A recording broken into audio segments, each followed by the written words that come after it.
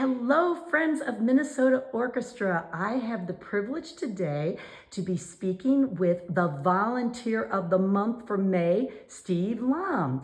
And you all may know Steve because he is the husband of Ann Lom, who is our office coordinator and is coordinating the Kinder concert. So Steve, welcome, and thank you so much for taking the time to sit down with me.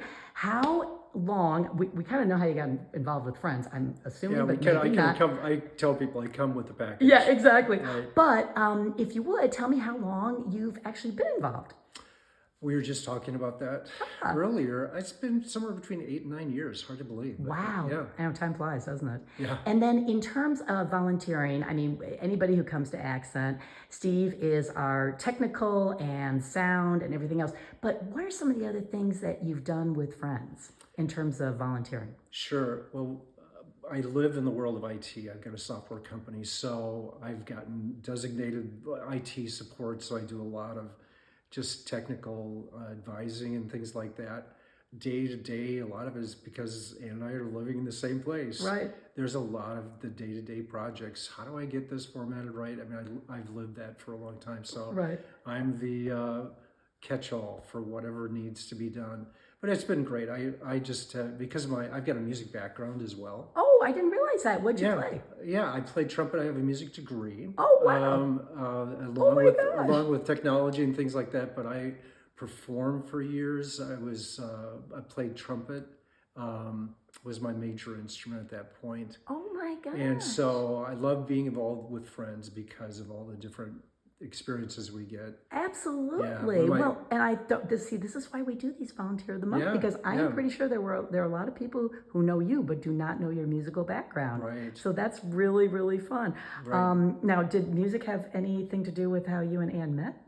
Oh, absolutely. We were in band together. It was one of the places that we met and spent a lot of time together, but absolutely. So what is your favorite musical memory as a child?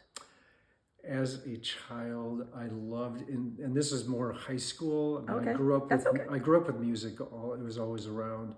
But one of my favorite memories was the choir that I was in high school. In fact, I was talking with Mariella about this recently. My choir director was Bob Johnson. Oh. We did madrigals. It was wonderful at Christmas time, and we Yeah. did wonderful choral repertoire.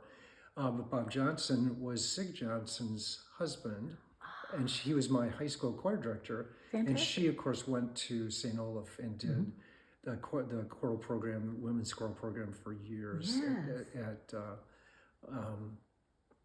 at St. Olaf. Yeah. And so lots of fun memories, but that was one of my favorite. So those were some of my favorite memories, but lots of things in high school especially. Yeah. And then that moved me into becoming, my first degree was in music. Of course. Because of that. Yeah. Wow, Wow, fun that's memories. a big tie-in.